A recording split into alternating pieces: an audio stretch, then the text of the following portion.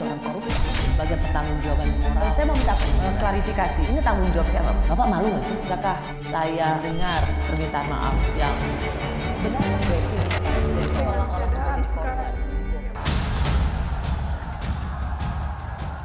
Dan rakyat kita, rakyat Indonesia butuh pemimpin yang tepat, butuh pemimpin yang benar, yang tahu kebutuhan rakyat, yang mau bekerja keras untuk rakyat, dan pemberani demi rakyat.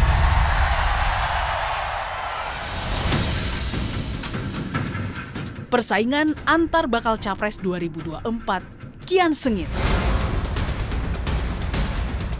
Survei Litbang Kompas 24 Mei 2023 menunjukkan elektabilitas Prabowo Subianto lebih tinggi dibandingkan Ganjar Pranowo dan Anies Baswedan. Perbedaan tipis elektoral Prabowo atas Ganjar dinilai sebagai efek ekor jas Jokowi. Inilah dampak dari bagaimana endorsement yang dilakukan oleh Presiden Jokowi. Dan hasilnya ya publik sekarang melihat bahwa kedua capres ini adalah capres yang dalam tanda petik direstui. Adanya peran besar Jokowi di penghujung masa jabatannya mulai transparan. Puncaknya ketika Jokowi mengumpulkan para ketua umum parpol koalisi pemerintah di Istana Merdeka tanpa ketua umum Partai Nasdem. Keenam punggawa parpol itu sepakat, satu suara di bawah komando Jokowi.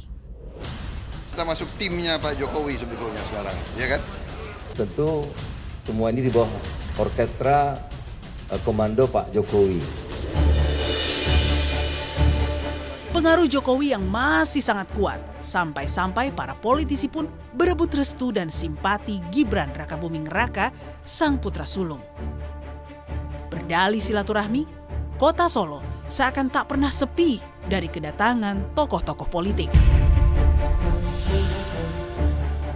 Jokowi dan Gibran, faktanya adalah kader PDI Perjuangan, partai yang telah menetapkan Ganjar Pranowo sebagai bakal capresnya.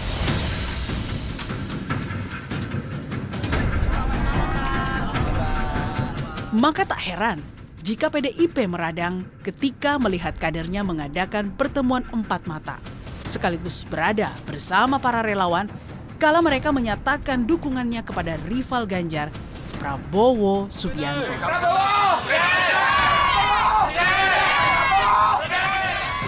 Hingga kalau ada kader partai ini di bawah Bung Karno, di bumi Blitar, siapa yang mengkhianati Ibu Ketua Umum, siapa yang lahir dari rahim PDI Perjuangan, mengkhianati beliau, Tuhan akan melaknat beliau. Setuju? Saya itu cuma kader biasa, saya itu masih kader baru, saya tidak punya pasukan, manuver apa?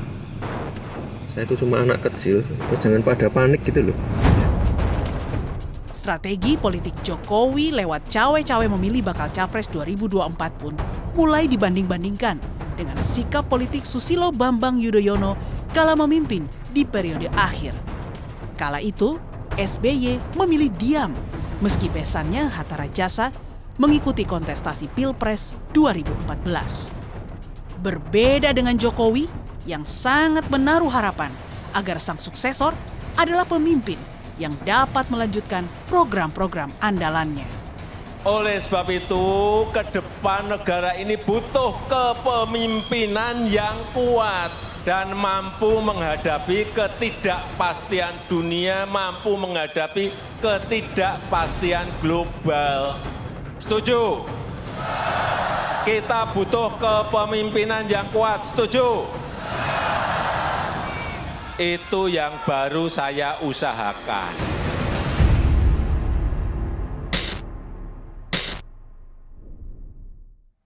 Saya sudah bersama aktivis Angkatan 66, sekaligus pendiri Lembaga Survei CSIS Indonesia, Bapak Yusuf Wanandi. Pak Yusuf, terima kasih sudah di Rosi. Terima kasih Rosi. Sehat ya Pak ya? Ya. Sorry, kalau saya boleh tanya personal. Ya. Bapak sekarang usia berapa tahun ini? Oh, saya tahun ini 86. Wow. Panjang umur, sehat-sehat Terima kasih, Pak terima kasih. Yusuf. Saya mengundang Pak Yusuf karena Pak Yusuf ini seorang aktivis sejak tahun 66. Melihat pergantian kekuasaan, dimulai dari Bung Karno, Pak Harto, hingga presiden-presiden di era reformasi. Tapi saya ingin menitik beratkan Pak Yusuf pada dua nama, yaitu Presiden SBY dan Presiden Jokowi. Karena dua nama inilah yang terpilih dengan pemilu langsung dan mampu melalui 2 periode. Menurut Pak Yusuf, di penghujung kekuasaan atau di periode kedua di masa jabatan akhir dari 2 orang ini, dari 2 presiden ini, mana apa perbedaan paling mendasar antara Presiden SBY dan Presiden Jokowi? Saya lihat bahwa kalau Presiden SBY dulu, saya menganggap beliau itu ragu-ragu selalu ya di dalam masa kepresidenannya. Dan karena itu juga pada akhirnya almost as if he is giving up. Jadi itu saya lihat bahwa tidak ada lagi dia itu dorongan untuk melakukan perbaikan dan sebagainya. Dan itu kelihatan waktu dia mau melakukan konvensi tentang siapa yang akan jadi calon presiden daripada Partai Demokrat. Mula-mula dia mau laksanakan, sudah kumpul semua, sudah berhenti semua sebagai menteri. Tapi ternyata akhirnya dibatalkan begitu saja. Jadi you can see no guts. Nah kalau kita lihat Pak Jokowi ini memang is a very simple man, but he has guts, and not only guts, but he does his work also untuk mencapai ini. Itu adalah tentu saja dia mau mempertahankan bahwa dia ada pengaruh terhadap siapa yang akan menggantikan dia. Ya. Bagaimana dengan analisa bahwa seharusnya ini juga dikatakan oleh mantan wakil presiden Pak Yusuf Kalla, Pak Jokowi menyontoh Pak SBY, Bu Mega, tidak cawe-cawe di akhir masa kepresidenan untuk kemudian memilih siapa, ikut cawe-cawe memilih siapa yang akan penggantinya. Tidakkah seharusnya sikap Pak SBY ini jadi contoh? Ya. Wah sebetulnya kalau terus terang Bu, kalau mau berarti memang you have to work until the end. Itu satu. Tetapi di dalam hal beliau ini memang mempunyai sesuatu yang memang boleh dikatakan suatu tekanan, suatu dorongan yang kuat untuk mempertahankan supaya masa depannya itu tidak percuma. Ini kita maksudnya Presiden Jokowi? Ya. Jadi sehingga dengan demikian kita melihat usahanya dia. Ya orang bilang tentu ini bukan usaha dia pribadi, tapi ada orang-orang sekitarnya mau memperpanjang. Itu masa jabatannya, mau menggantikan menjadi ketiga malah. Kalah Xi Jinping aja yang kalah. Jadi karena itu makanya saya lihat the pressure on him, by him also to do something to secure bahwa dia itu jangan percuma jadi presiden untuk masa depan. Dan itu karena itu dia mau ikut campur siapa nanti yang akan jadi kelihatan sekali. Karena ada kepentingan untuk melanjutkan pembangunan yang sudah dilakukan dalam 10 tahun. Betul. Menurut Pak Yusuf ini abuse of power atau sesuatu niat yang mulia supaya pembangunan itu berlanjut? Kalau melihat dari dia ini orangnya Bu, saya dia kira ini Pak Yusuf? Presiden Jokowi memang saya kira he is serious bahwa dia mau melanjutkan pembangunan ini. Dan dia sebagai rakyat kecil kan dulu merasakan bagaimana ketertinggalan mereka. Jadi sekarang he is trying to do his best to continue as long as possible. Jadi Pak Yusuf tidak melihat bahwa dikumpulkannya ketum-ketum parpol di istana yang dianggap wah ini cawe-cawe. Pak JK sendiri mengatakan bahwa sudah melangkah terlalu jauh. Pak Yusuf tidak melihat ini sebagai suatu langkah yang abusif. Saya kira tidak. Saya kira it is a very good deed that he has done that to maintain definitely until the end of his term. Semua yang perlu dilakukan, saya kira. Melakukan apa yang harus dilakukan di akhir masa jabatan. Pak Yusuf juga seorang peneliti, melihat juga berbagai suksesi kepemimpinan di negara-negara lain. Iya. Kalau biasanya seorang presiden di akhir masa jabatannya sudah mendapat sebutan lame duck atau orang yang sudah tidak memiliki pengaruh lagi. Betul. Pak Yusuf tidak melihat ini ada di Pak Jokowi. Tidak ada. He really stayed on. Cuma ya tentu saja tidak bisa ya. Mereka kalau di sekitarnya mau tentu terus. Tapi saya kira that is impossible. Karena rakyat pasti tidak akan terima. Kita tidak percuma get rid of two presidents before, you know. And then get another one again. That is impossible to even think of. Ini konteksnya Pak Yusuf adalah ketika ada dorongan-dorongan untuk 3 periode, Ya, betul. perpanjang atau penundaan pemilu Iya. sehingga perpanjangan masa jabatan. Iya, itu saya lihat bahwa itu memang saya kira salah kalau itu yang mau dia ikuti. Tidak bisa, kita tidak akan terima. Menurut Pak Yusuf, mengapa seorang presiden bukan berdarah biru partai politik, Ya. sipil, dulu selalu dikatomikan militer sipil, bisa 2 kali periode, dan di akhir masa jabatannya ia tidak dipandang sebagai lame duck atau orang yang sudah nggak memiliki pengaruh lagi. Betul. Bahkan Pak Yusuf mengatakan ikut aktif memastikan siapa yang akan menggantikannya. Betul. Ya, saya kira karena orangnya, pribadinya memang is full of enthusiasm. Jadi dan juga enthusiasm untuk melakukan sesuatu itu memang saya lihat dari dulu dia itu mempunyai sifat itu. Jadi saya harapkan tentu dia bisa lebih baik. Tentu bagaimanapun juga dia manusia kan. Jadi masih kita harapkan tentu bahwa jangan dalam tindakan-tindakan ini dia berbuat kesalahan-kesalahan. Seperti dibawakan oleh orang-orang sekitarnya. Pak Yusuf, karena Presiden Jokowi dianggap masih sangat berpengaruh. Ya. Apa yang Bapak bisa baca dari ramai-ramainya tokoh nasional mendatangi wali kota Solo yang notabene adalah putra Jokowi. Ini tidak saja Pak Jokowinya yang masih dipandang sangat powerful, bahkan putranya ikut dipakai untuk political leverage. Well, I'll take that in stride. Dalam arti saya tidak percaya bahwa ini karena dia itu adalah wali kota Solo, tetapi karena dia itu anaknya Pak Jokowi. Itu makanya dengan sendirinya mempunyai beberapa sifat-sifat ataupun beberapa tanda-tanda bahwa bisa menjadi pengaruh terhadap bapaknya. Saya kira it's a natural thing. Karena kalau wali kota Solo bukan siapa-siapa? Nggak mungkin terjadi itu. Nggak mungkin terjadi. Ya, kemarin yang baru cukup heboh Pak Yusuf, Ya. kedatangan Prabowo di tempatnya wali kota Solo dan kemudian berkumpullah relawan-relawan Jokowi, Gibran yang katanya mendukung Prabowo. Ya. Apa yang Bapak lihat dari Entourage. pertemuan entourage seperti ini atau entourage. pertemuan politik seperti ini? Ya, according to me it's nonsense, but anyhow, kalau Nonsense, omong kosong. ya omong kosong aja itu kan perkibulan aja yang diceritakan di sana. Nggak ada yang benar itu kalau menurut saya. Ya toh, jadi it is a facade that they put up, but it's not real.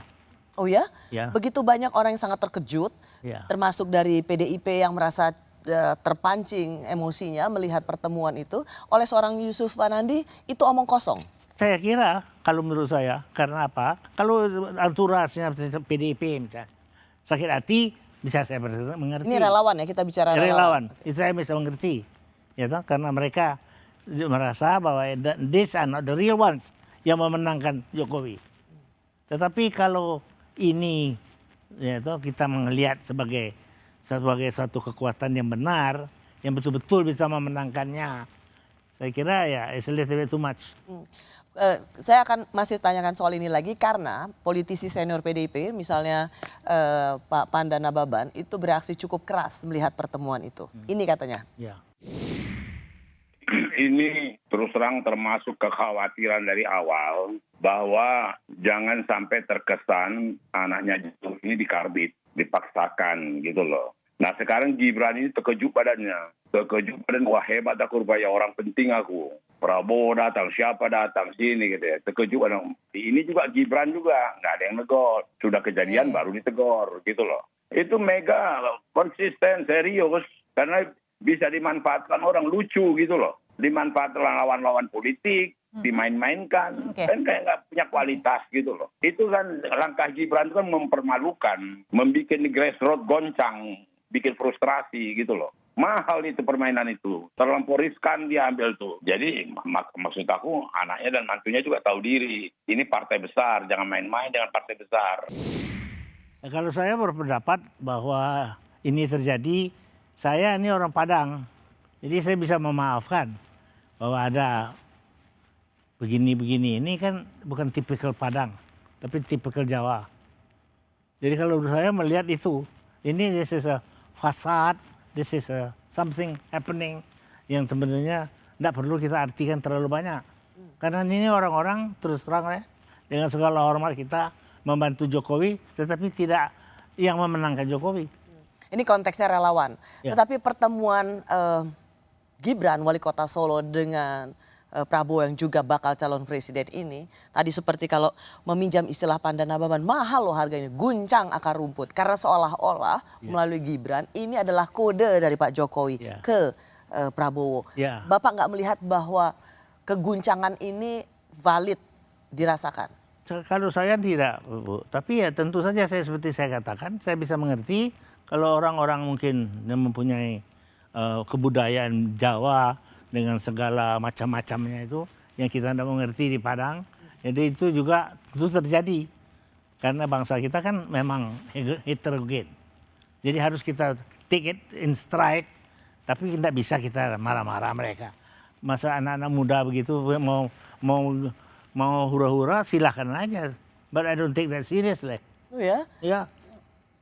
Kalau tadi dikatakan Mas Gibran ini bisa dimanfaatkan oleh bisa dimanfaatkan politik. Ya, tentu saja bisa, tentu saja saya kira. Tapi saya tidak tahu ya hubungan keluarga dan sebagainya itu. Tetapi kalau menurut saya, it is you have to take that with a grain of salt. Semua usaha-usaha yang begini-begini ini, menurut saya tidak ada banyak artinya ataupun manfaatnya. Oh ya. Ya.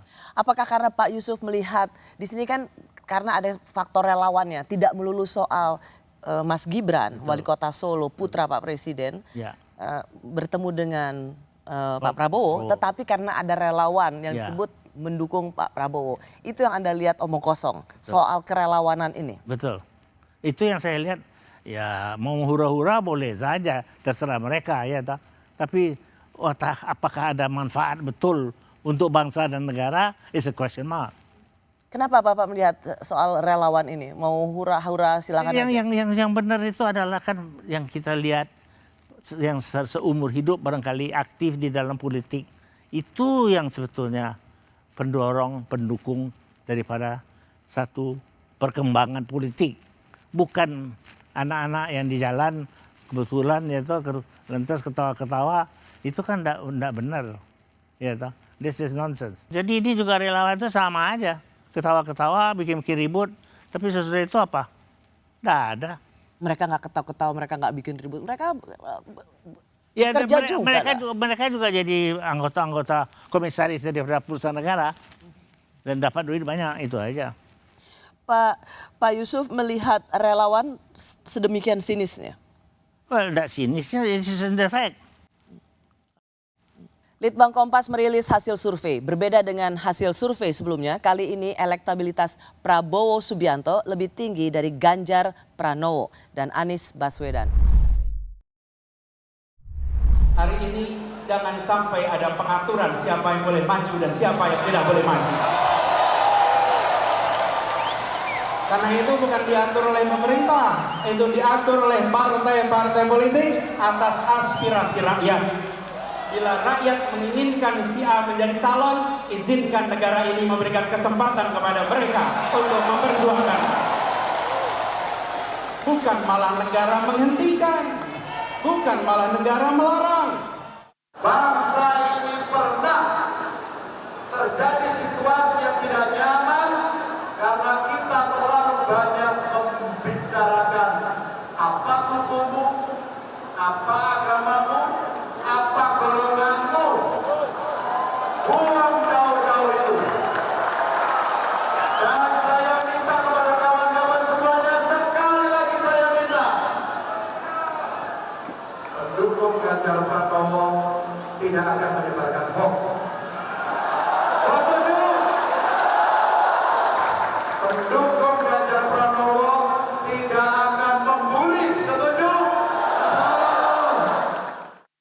Ada yang mengejek saya waktu itu, mengenyek.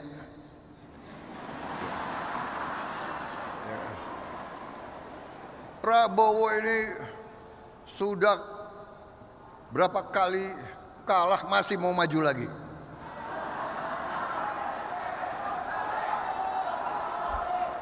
Dia tidak tahu bahwa Prabowo Subianto adalah pejuang merah putih. Jadi yang mengenyek saya, yang mengejek saya katakan Prabowo jatuh tapi Prabowo bangkit kembali.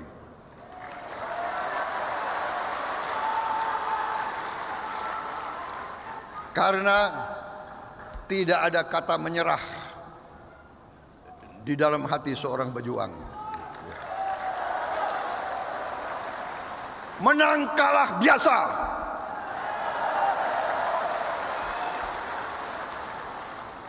Jangankan menang kalah, mati dalam pertempuran, kita siap. Saya masih bersama Yusuf Wanandi, ia adalah aktivis Angkatan 66 yang juga penulis buku Menyibak Tabir Orde Baru, Memoir Politik Indonesia 1965-1998. Pak Yusuf, saya berasumsi Pak Yusuf cukup mengenal Ibu Megawati. Saya ingat tahun 2004 Pak Yusuf menulis di koran Kompas mendukung pencapresan Ibu Mega. Berbeda langkah politiknya atau dukungan politiknya dengan sang adik yaitu Pak Sofyan Wanandi. Ya, betul. Saya ingat itu. Iya. Yes. Memang kita berbeda waktu itu sehingga ibu saya melihat perbedaan ini dan sampai saya tidak ngomong sama dia selama 3 bulan. Musuhan kakak adik? Musuhan. Sampai dia itu panggil kita semua, ikut semua, kita mesti ke Beijing dan lain-lain tempat itu supaya kita tiap malam bersama, di bus bersama, makan bersama. Bagaimana enggak ngomong? Enggak bisa enggak ngomong tuh. Jadi that is her way to keep us together. Oh, mendamaikan dua anak laki-lakinya. Iya, betul. Karena Pak Yusuf waktu itu mendukung Bu Mega, ya. Pak Sofyan mendukung Pak SBJK waktu itu. Alasan saya bilang, Bu, Sofyan, you enggak tahu. Oke, she is not an intellectual, saya bilang mengenai Ibu Mega. Tetapi she is right as a president, to agree or not to agree, and she does. Jadi paling tahu itu adalah sebetulnya waktu itu Menteri Keuangan waktu itu, Pak Budiono. Pak Budiono. Dia yang paling tahu betapa dia dapat mengandalkan kepada Ibu. Ibu bilang ini sudah betul ya, saya percaya you ya, di mana saya harus tekan. That is the president.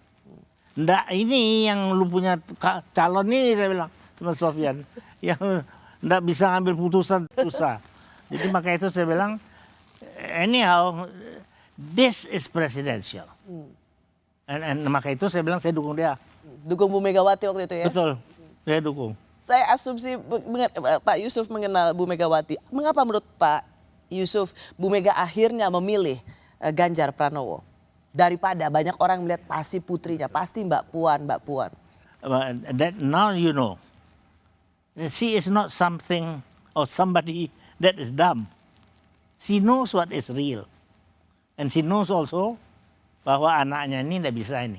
Kalau 1,7% aja dia dapat mau apa, gitu. Jadi definitely she has been thinking very hard. Dia mau anaknya bisa jadi presiden. Itu pasti. Dan itu sudah diberitahukan kepada siapa-siapa sebelumnya. Tetapi dia tahu juga, let us be realistic. And I think itu yang membuat dia putusan bahwa akhirnya yang paling baik adalah Ganjar.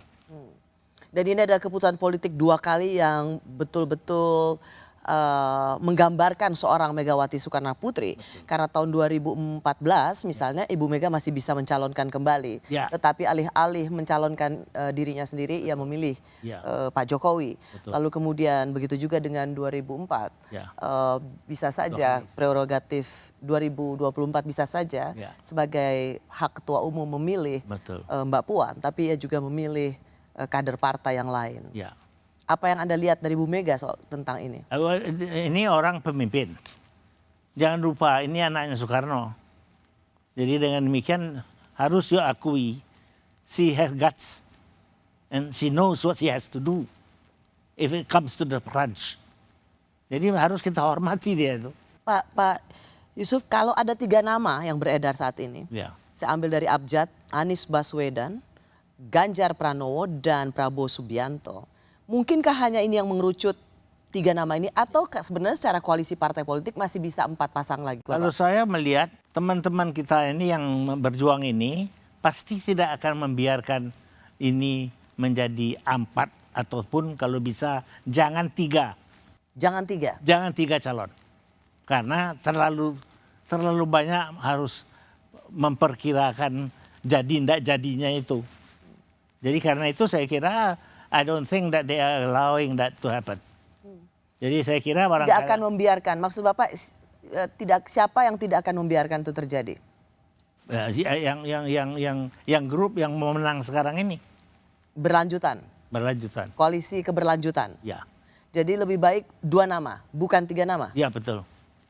Karena 3 nama itu selalu membuka kesempatan 2-1.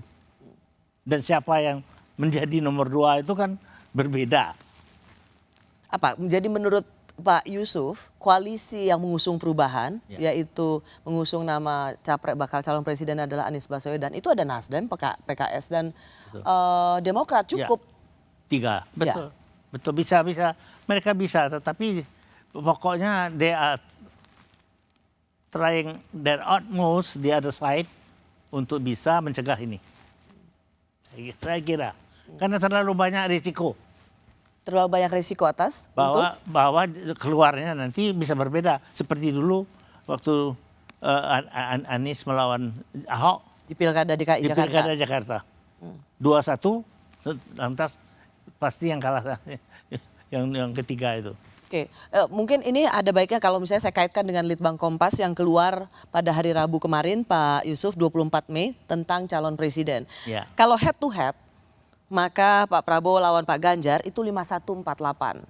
Di sini angkanya cukup lebih tinggi Prabowo meskipun tipis ya, tapi 5148. Pak Ganjar, Pak Anies unggul Pak Ganjar. Pak Prabowo, Pak Anies 6238. Yang di sini ingin dikatakan adalah tingkat elektabilitasnya dalam hal ini ketika head to head, Pak Prabowo itu menang melawan siapapun. Bisa. Ada kemungkinan, memang Bu. Tetapi pokoknya yang paling penting adalah ada satu calon yang mereka tidak mau bagaimanapun juga menang. Itu yang persoalan. Ada partai politik yang masih dalam kabinetnya Presiden Jokowi, tetapi kemudian mengusung perubahan, itu bersama PKS dan Demokrat. Satu sisi masih dalam pemerintahan, tetapi satu sisi yang lain mengusung perubahan. Apa yang Bapak lihat dari Ketua Umum Nasdem, apakah memilih Anies Baswedan itu sebuah kalkulasi politik yang sebenarnya valid? Well, pasti berani. Apa valid atau enggak is a question mark. Berani, yang jelas berani. Beraninya pasti, ya toh. Tetapi whether that is a good decision on his side, you know, to win is a question mark. Kenapa menurut Bapak yang mengusung perubahan itu sulit menang? Apakah menurut Bapak memang sulit untuk? Oh, ini tidak ada urusan dengan sulit atau tidak sulitnya, Bu. Pokoknya there is a bias. And that is going to be implemented. And if that is going to be implemented, no chance. Apa yang mereka bisa dilakukan hanya untuk mendapatkan 2 nama? Bukankah masih ada 3 partai lagi yang berkoalisi untuk bakal calon presiden Anies Baswedan? The power is so powerful. So that you cannot imagine bahwa mereka tidak bisa cegah itu. Kalau menurut saya. So, Yusuf Wanandi malam hari ini mengatakan nanti pendaftaran calon presiden di KPU itu hanya akan ada 2 pasang calon presiden. Usul saya begitu. Artinya pendapat saya begitu. Menurut Pak Yusuf melihat pasti arahnya ke sana. Hanya akan 2 pasang calon presiden. Saya kira begitu. Yakin? Yakin. Hakul yakin. Koalisi partai-partai pengusung Anies Baswedan mengusung tema perubahan. Mantan Wapres Yusuf Kalla bahkan mengungkapkan, kerusuhan Mei 98 jangan terulang. Ada apa di balik peringatan JK? Kita hadapi masalah ekonomi, masalah politik, masalah keamanan. dan juga masalah sosial. Apabila ini berlangsung terus akan terjadi masalah besar. Kita harus berusaha jangan terulang 65, 65, 66, 74, dan 28. Jakarta dibakar. Kita tidak mau itu. Karena sebelum itu terjadi, maka kita harus berkeadilan dalam ekonomi, berkeadilan dalam politik. Masalah sosial sekarang sudah mulai berbahaya. Ibu-ibu pakai tas bagus sudah mulai musuh masyarakat. Apalagi tas Hermes. Bukan dia yang salah, suaminya yang ditangkap. Anak-anak pakai motor besar, jadi musuh masyarakat. Ada foto pejabat luar negeri berlibur, musuh masyarakat. Satu langkah lagi apabila ini tidak selesaikan keadilan, akan jadi lagi tahun 98. Dan kita tidak ingin itu. Kita harus hindari itu dengan pemerataan yang adil. Jagalah negeri. Mari kita jaga bersama-sama. Tetapi tidak hanya menjaga, rebut kekuasaan untuk kemajuan. Pemilu itu memang merebut kekuasaan dengan demokrasi. Saya masih bersama Yusuf Wanandi. Ia adalah aktivis Angkatan 66 sekaligus pendiri Lembaga Survei CSIS Indonesia. Pak Yusuf, mendengar pidato Pak JK di acara Milad PKS, saya ingin tanya dulu, ketika kemudian Pak Yusuf mengingatkan kita kembali soal memori kolektif tentang kerusuhan, seberapa nyata kecemasan itu memang ada di depan mata? Pokoknya kalau persoalan keadilan sosial memang hal yang penting, itu betul. Tetapi bagaimana mencapainya juga penting. Jadi we cannot just do everything ya hanya untuk mencapai itu, dan hanya itu, sebab banyak lagi masih tuntutan rakyat yang perlu kita penuhi bersama. Tapi kalau hormat saya kepada Pak Kala, bahwa keadaan kita ini seakan-akan sudah seperti dulu di 65 dikatakan sudah mau melahirkan ya, malapetaka ini, I doubt that. Tidak seperti itu? Tidak seperti itu. Bapak meragukan apa yang dikhawatirkan oleh Pak Yusuf Kala itu akan terjadi di masa saat ini? Ya pasti enggak sekarang. Karena ini menjadi relevan ditanyakan karena Pak JK kan jangan sampai terulang 65, 66, 74, 98. Itu semua masa di mana 66 Pak Yusuf ada di jalan juga waktu itu. Betul. Itu jauh dari situasi saat ini. Situasi sekarang ini, whether you like it or not, has helped a lot to move on. Tidak ada, mungkin gini, apakah ada situasi sekarang yang bisa mendorong atau menjurus ke arah situasi seperti 66, 74, 98? Tidak ada sekarang. Tidak ada faktor-faktor yang bisa mendorong ke arah itu? Tidak ada, sekarang ini ya. Betul. Jadi Bapak sama sekali tidak setuju dengan apa yang dikatakan oleh Pak JK. Keadilan sosial, yes, Bapak bilang tadi setuju. Pasti harus. Tetapi kemudian mengingatkan kita bahwa sekarang kita adalah, yang dikatakan oleh Pak JK adalah ada masalah ekonomi, masalah politik, masalah sosial. Dan kemudian merefer kepada apa yang terjadi pada tahun 65, 66, 74, 98. Jakarta dibakar. Itu Bapak mau sanggah itu? Sama sekali tidak setuju? Tidak setuju. Bahwa ada situasi di sini yang bisa mengarah pada kondisi seperti itu? Tidak setuju saya. Bahwa itu akan bisa ke arah sana pada waktu ini. Tetapi ya perbaikan-perbaikan selalu harus kita lakukan. Itu pun benar. Dan namun apakah itu lantas satu-satunya soal yang kita hadapi? Pasti tidak. Dan saya kira ini justru kabinet Pak Kala ini yang dulu mulai dengan Jokowi memperbaiki keadaan di mana justru hal-hal ini dapat dicegah. Seperti kita ketahui, banyak sekali hal-hal yang dulu tidak bisa kita diterima rakyat, sekarang diterima rakyat. Dan itu jasanya Jokowi dan Kala. Jadi I don't think that it is now a problem that urgently. Apakah Bapak melihat ada faktor karena Pak JK terpisah karena berbeda calonnya di 2024? Saya kira tentu ada faktor ini tersangkut di dalam penilaian beliau ini. Beda pilihan, Ya. suksesi. Ya. Sehingga Pak Yusuf apakah cukup heran mengapa ini sampai keluar dari Pak JK karena ya ini wajar dikatakan karena ini beda pilihan. Ya, saya kira begitu, memang. Pak Yusuf, jadi sebenarnya kita ada Pak JK yang juga ikut mengusung Anies Baswedan. Ya. Ada Bu Mega yang sudah mendeklarasikan Ganjar Pranowo. Ada Surya Paloh, Ketum Partai Nasdem yang juga ikut mengusung Anies. Ada juga Pak Jokowi. Di antara nama-nama ini atau yang belum saya sebutkan, siapa menurut Pak Yusuf kingmaker yang sesungguhnya? Adalah Presiden. Jokowi? Ya. Dia yang sesungguhnya? Betul. Bukan yang lain-lain? Bukan yang lain-lain. Yang lain-lain ikut di sini, di sana. Tetapi the real one is Presiden Jokowi.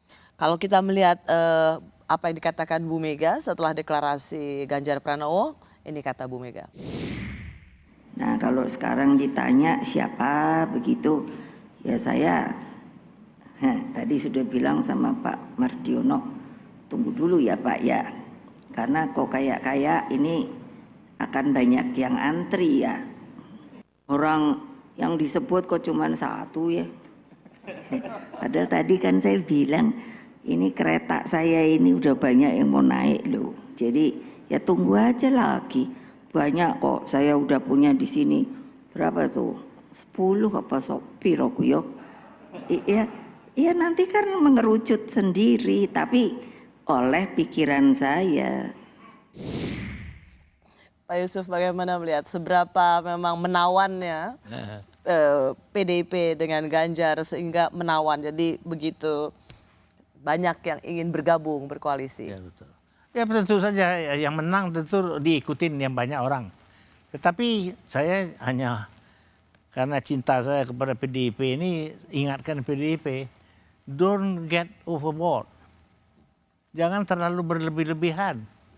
Meskipun kamu gede sekarang, belum tentu besok kamu segede itu lagi. Jangan sombong maksudnya? Jangan sombong. Kenapa Bapak Yusuf melihat ada kesombongan? Ya karena as if the whole country is dependent on them alone. That is not true.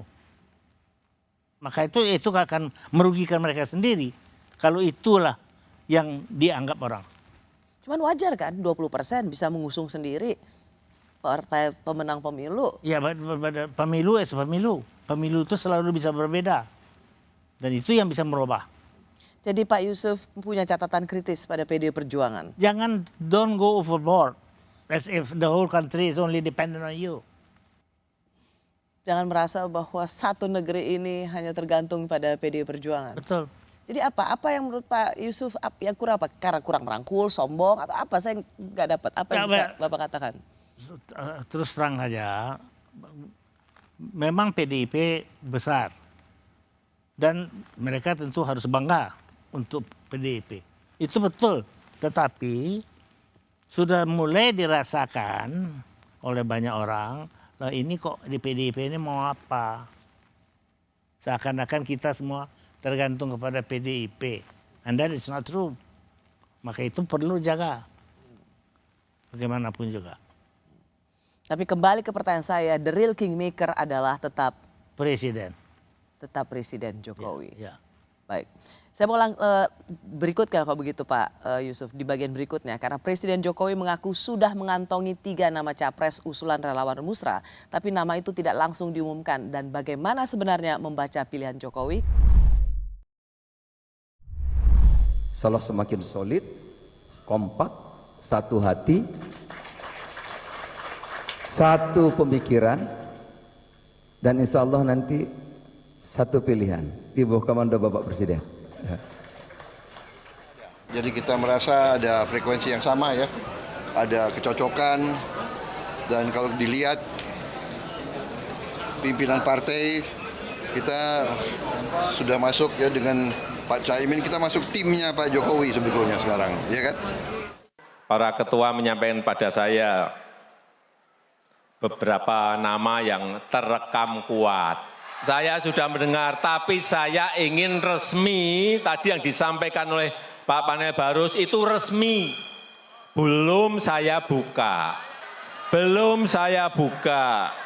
Sehingga itu bagian saya untuk memberikan bisikan kuat nanti pada saatnya, pada waktu yang tepat, saudara-saudara semuanya akan saya bisikin satu persatu, entah berapa juta.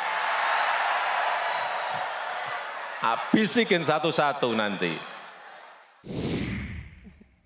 Masih bersama saya Bapak Yusuf Wanandi, pendiri Lembaga CSIS Indonesia, sekaligus juga pendiri The Jakarta Post. Pak Yusuf, dengar pidato Pak Jokowi tadi, apa buat Pak Yusuf? Ya jelas that he's very self-confident dan bahwa dia itu akan terus berusaha untuk mencapai tujuannya. Sampai akhir jabatan? Pasti. Pak Yusuf, yang menarik adalah sebenarnya ini kan di relawan Musra. Ya. Dan sebenarnya pada waktu itu Bu Mega sudah mendeklarasikan atau mengumumkan pencalonan Ganjar Pranowo sebagai bakal calon presiden dari PDI Perjuangan. Dan ini setelahnya ada 3 nama yang diberikan oleh relawan Musra. Di situ katanya berdasarkan keliling daerah. Di situ sebenarnya ada nama Ganjar Pranowo, ada nama juga Prabowo Subianto, termasuk saya juga mendengar ada nama Erlangga. Nah, oke lah, katakan 2 nama pada Ganjar Pranowo dulu. Kan Bu Mega sebagai Ketum PDI Perjuangan sudah mengumumkan. Mengapa tidak diumumkan di acara relawan Musra ini? Ini dianggap bahwa Pak Jokowi setengah hati dengan pilihan Ketum PDI Perjuangan. Saya kira enggak tuh kalau itu ya. Kalau mengenai Ganjar ada di dalamnya dan 2 orang lain siapapun, saya kira she knows that she has to choose PDIP, and she knows also that the only one that is credible in PDIP adalah Ganjar. Jadi saya kira bahwa dia tidak mengumumkan barangkali tidak tahu alasannya ya, tapi saya kira bukan alasan bahwa itu lantas mau disolomotin dengan yang lain. Karena banyak orang mengartikan itu, Pak. Harusnya pada waktu itu juga langsung aja mengumumkan Ganjar. Nah, ini dispin misalnya atau kemudian diartikan lain. Tuh kan ternyata sebenarnya belum ke Ganjar. Pak Jokowi ini 2 kaki antara mengiyakan pilihan PDI Perjuangan yaitu Ganjar Pranowo dengan punya pilihan lain sendiri. Anda nggak melihat bahwa Pak Jokowi sedang terganggu ataupun meragu-ragu? Bermain di 2 pilihan. As a good politician, of course he has to do that. To be open for any change that could happen. Tetapi kalau menurut saya, mengenai soal Ganjar ini dia sangat kuat memang mendukungnya. Dan bahwa dia tentu harus memilih atau mencari kemungkinan kalau tidak terjadi apa terval basis, itu biasa. Jadi saya lihat kalau itu pun terjadi dalam rangka itu daripada betul-betul mau mengganti. Jadi Bapak banyak yang mengatakan ini tanda-tanda sebenarnya Pak Jokowi nggak ke Ganjar Pranowo tapi ke Prabowo. I don't think so. Tidak, Pak Yusuf melihat Pak Jokowi ya memang ke Ganjar Pranowo. Betul. Bagaimana kemudian dengan ketum-ketum parpol? Tadi kita mendengar menunggu komando Jokowi, kita ini bersama Pak Jokowi, menunggu arahan Pak Jokowi. Apa yang Anda lihat dari ketum-ketum parpol ini? Ya tentu saya kira mereka itu tentu menunggu bagaimana nanti line up seluruhnya. Sebab ini kan bukan hanya 2 orang akhirnya. Akhirnya ini kan meliputi bagaimana kabinet, bagaimana susunan daripada menteri-menteri itu penting pula untuk masa depan. Karena yang tampak di sini tampaknya loyal sekali dengan Pak Jokowi. Nomor kosong. Anda ada yang loyal dalam politik. Jadi ketika bilang kami menunggu arahan Pak Jokowi, kami ikut Pak Jokowi. Bull. Bull. Apakah memang mereka sejatinya otentik atau akan menjadi Brutus pada waktunya? Dalam politik itu yang kita kenal, toh. Tu Brutus. You Brutus. Itu adalah sejarah yang mengajar kita. Tidak bisa dilihat semuanya orisinal. Nggak bisa. Akan selalu ada Brutus pada waktunya. Selalu. Pak Yusuf, saya mau mendengar insting politik Anda. Apakah pada waktunya nanti, menurut Pak Yusuf, Pak Jokowi itu akan memang secara lugas dan terbuka mengatakan siapa calon presiden yang akan didukungnya? Atau dia hanya akan bersikap pura-pura? Saya tidak bilang pura-pura, tapi tidak secara forceful. Ya, loud and clear. Saya mendukung ini dan pilihlah ini. We are Sumatrans. Not the same term dengan Javanese culture. So we are going to say A is A. He is not going to say that. Menurut Pak Yusuf, Pak Jokowi tidak akan menyebut nama Saya yang kira dia dukung sebagai calon presiden. He doesn't need it, so why should he do it? Karena seperti tadi Pak Yusuf mengatakan calonnya akan ada dua, yaitu untuk mengamankan. Jadi siapapun yang menang nanti itu adalah orang dia. Orangnya Pak Jokowi. Terima kasih Pak Yusuf Wanandi. Kembali Bu. Sehat selalu. Tadi Bapak sudah mengatakan 86 tahun tahun ini. Ini adalah kalau 2024 adalah presiden ke-8 yang akan Bapak lihat dari mulai Presiden Soekarno sampai ke-8 semasa Anda menjadi aktivis dan sekarang menjadi peneliti super senior. Terima kasih Pak Yusuf. Terima kasih atas kesempatan mengutarakan what I feel about it. Saya Rosiana Silalahi, terima kasih sudah menyaksikan Rosi. Tetaplah di Kompas TV, independen, terpercaya.